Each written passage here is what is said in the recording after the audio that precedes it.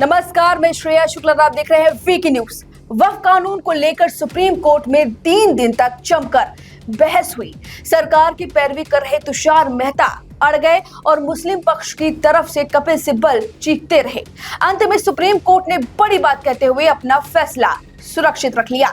चलिए जानते हैं कि कैसे तुषार मेहता ने वक्फ बोर्ड की पोल खोलकर रख दी है। ऐसी ऐसी दलीलें दी जो सुनने लायक है। वहीं कपिल सिब्बल ने कुछ ऐसी दलीलें दी जिसमें उन्होंने मंदिर, लखनऊ का इमाम बाड़ा और तमाम चीजों को लपेट लिया, कब्रिस्तान से लेकर, और उस पर सीजीआई भड़क भी गए थे। क्या कुछ हुआ, चलिए आपको बताते हैं। दरअसल आज की सुनवाई सरकार की उस दलील के आसपास रही जिसमें कहा गया कि वक्फ एक इस्लामी अवधारणा है, लेकिन यह धर्म का अनिवार्य हिस्सा नहीं है, इसलिए यह मौलिक अधिकार नहीं है। वक्फ को इस्लाम से अलग एक परोपकारी दान के रूप में देखा जाए या इसे धर्म का अभिन्न हिस्सा माना जाए। इस पर याचिकाकर्ता के वकील कपिल सिब्बल ने कहा कि परलोक यानी कि जन्नत के लिए वक्फ अल्लाह को समर्पण है। अन्य धर्मों के विपरीत वक्फ अल्लाह के लिए दान है और इसका जो जिक्र है हदीस में किया गया है, जबकि वेदों में मंदिरों की चर्चा नहीं है, अग्नि और वायु की है।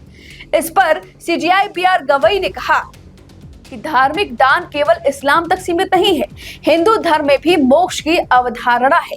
दान अन्य धर्मों का भी मूल सिद्धांत है। इस पर जस्टिस ऑगस्टिन जॉर्ज मसीह ने भी सहमति जताते हुए कहा कि ईसाई धर्म में भी स्वर्ग की चाहत होती है। सिब्बल की इस दलील पर केंद्र सरकार की तरफ से पैरवी कर रहे जनरल तुषार मेहता ने कहा कि वक्फ इस्लाम का अनिवार्य अंग नहीं है, बल्कि एक अवधारणा है और दान का तरीका है। झूठ फैलाया जा रहा है कि लोगों से वक्फ छीना जा रहा है। याचिका दायर करने वालों में कोई प्रभावित पक्ष नहीं है। झूठे तर्क देकर भ्रमित किया जा रहा है। इसके बाद एक बार फिर मेहता की इस दलील के बाद मुस्लिम पक्ष के लोगों ने कहा कि जब तक सुनवाई हो रही है तब तक वक्फ कानून पर अंतरिम रोक लगा दी जाए, क्योंकि अनुच्छेद 25 का उल्लंघन करती है और इसी वजह से हम इसे चाहते हैं कि रोक लगा दी जाए। इस पर केंद्र ने याचिकाकर्ता की इस दलील पर तगड़ा जवाब दिया है। केंद्र की तरफ से सॉलिसिटर जनरल तुषार मेहता ने सुप्रीम कोर्ट से कहा कि हिंदू कोड बिल लाया गया और हिंदुओं, ईसाइयों, सिखों और बौद्ध समुदाय के अधिकार छीने गए, तब तो किसी ने कुछ नहीं कहा।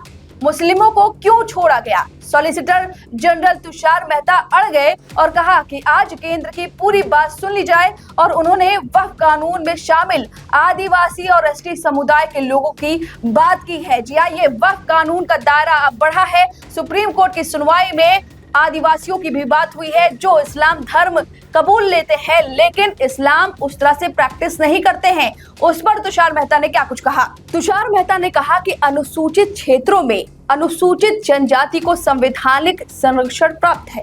मान लीजिए कि मैं जमीन बेचता हूं और पता चलता है कि जमीन के लेन देन में एसटी समुदाय के व्यक्ति के साथ धोखा हुआ है, तो जमीन वापस दी जा सकती है, लेकिन वक्फ कहता है कि दान दी गई जमीन को वापस नहीं लिया जा सकता। इस पर चीफ जस्टिस गवाई ने तर्क पूछा तो एसजी मेहता ने कहा कि वक्फ का निर्माण अपरिवर्तनीय है, यानी कि एक बार वक्फ तो वक्फ, जिससे ये कमजोर आदिवासी आबादी के अधिकारों पर प्रतिकूल प्रभाव पड़ सकता है। संयुक्त संसदीय समिति जेपीसी का भी यही कहना है कि आदिवासी इस्लाम अपना सकते हैं, लेकिन उनकी अलग अलग सांस्कृतिक पहचान है। इस पर जस्टिस मसीह ने कहा कि यह सही नहीं लगता, इस्लाम तो इस्लाम है, धर्म एक ही है। मेहता ने कहा इस पर कि जेपीसी का कहना है कि अनुसूचित क्षेत्रों के एसटी समुदाय के लोग इस्लाम का उस तरह से पालन नहीं करते हैं जितना बाकी जगह पर होता है, क्योंकि उनकी एक अलग संस्कृति है, अलग पहचान है। इस पर जस्टिस मसीह ने कहा कि आप यह कैसे कह सकते हैं, इस्लाम धर्म हर जगह एक जैसा ही रहता है, हालांकि सांस्कृतिक प्रथाएं अलग अलग हो सकती हैं। इस पर कपिल सिब्बल ने कहा कि नए कानून में ऐतिहासिक और संवैधानिक सिद्धांतों को दरकिनार कर दिया गया है। सरकार गैर न्यायिक प्रक्रिया से वक्फ को हथियाना चाहती है। वहीं उनके साथ ही अभिषेक मनु सिंघवी ने कहा कि वही कानून कभी वक्फ को जमीन दे देता है, कभी छीन लेता है। कानून भगवान नहीं बन सकता। कोई भी नियम या कानून वक्फ बाय यूजर नहीं बनाता है, बल्कि इसे सिर्फ मान्यता देता है। कपिल सिब्बल ने विरोध जताते हुए आगे कहा कि हम तो सभी मुद्दों पर दलील रखेंगे।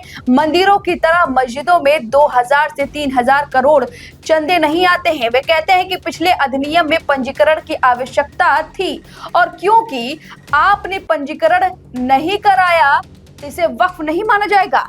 कई 100, 200 और 500 साल पहले बनाए गए थे। हमारी आपत्ति भी यही है कि किसी भी हिंदू धर्म स्थान की बंदोबस्ती में एक भी व्यक्ति गैर हिंदू नहीं है। यदि आप अन्य धार्मिक समुदाय को विशेषाधिकार दे रहे हैं तो यहाँ क्यों नहीं है। कपिल सिब्बल ने कोर्ट को वक्फ काउंसिल के गठन के बारे में बताया कि पहले इसमें केवल मुसलमान सदस्य थे और अब इसमें बहुसंख्यक गैर मुस्लिम भी हैं। ये सभी आपस में जुड़े हुए प्रावधान है संपत्तियों पर कब्जा करने के लिए कानून की प्रक्रिया के बिना, लेकिन कानून के माध्यम से। उन्होंने कहा कि हम यह मानकर चल रहे हैं कि बोर्ड में ऐसे गैर मुस्लिम भी हो सकते हैं जिनकी नियुक्ति पर रोक नहीं है। अधिकतम हम एक बारे में 8 की गारंटी दे सकते हैं। इस पर एसजी तुषार मेहता ने वक्फ बोर्ड में गैर मुस्लिमों को शामिल किए जाने के मुद्दे पर तमिलनाडु एंडोमेंट एक्ट का उदाहरण दिया, जो नियमों के उल्लंघन पर मठाधिपति को हटाने की अनुमति देता है। उन्होंने कहा कि और हम यहाँ बहस कर रहे हैं कि गैर मुस्लिमों को शामिल किए जाने से अनुच्छेद 25 और 26 का उल्लंघन होगा। तुषार मेहता ने आगे हिंदू बंदोबस्ती और वक्फ में अंतर बताते हुए कहा कि हिंदू बंदोबस्ती सिर्फ धार्मिक है, वे धार्मिक काम ही करती हैं, लेकिन वक्फ में धर्मनिरपेक्ष संस्थाएं जैसे स्कूल, मदरसा, अनाथालय और धर्मशाला भी शामिल है। उन्होंने बॉम्बे पब्लिक ट्रस्ट एक्ट का जिक्र करते हुए कहा कि महाराष्ट्र के मंदिरों का नियंत्रण करता है और इसमें व्यवस्था है कि चेयरमैन किसी भी धर्म से हो सकता है, जबकि वक्फ में ऐसा नहीं है। इस तरह से तुषार मेहता ने कपिल सिब्बल के हर दलील का तोड़ दिया है और फिर जाकर अंतिम फैसला सुरक्षित रखते हुए सीजेआई गवई ने कहा कि कागज क्यों नहीं है। रजिस्ट्रेशन अगर आपने जब भी कराया होगा 100 साल 200 साल पहले, 1925 से पहले भी रजिस्ट्रेशन के क्या प्रावधान नहीं थे, वही तो आपके पास साक्ष्य होंगे कि आपने ये जमीन वक्फ की या ये वक्फ की जमीन है। इस पर कोई तो साक्ष्य होंगे। फिलहाल सुप्रीम कोर्ट ने अपना अंतरिम फैसला सुरक्षित रखा है और तुषार मेहता ने हर एक डिटेल में बात की है।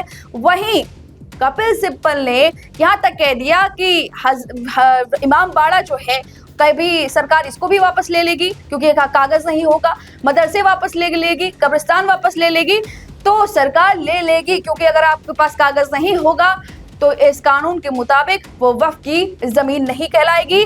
अगर कोई भी वक्फ की जमीन पर केस दर्ज होगा तो उस वक्त भी वक्फ की जमीन वो नहीं कहलाएगी जब तक डीएम जिला का ये ना कह दे कि ये वक्फ की जमीन है।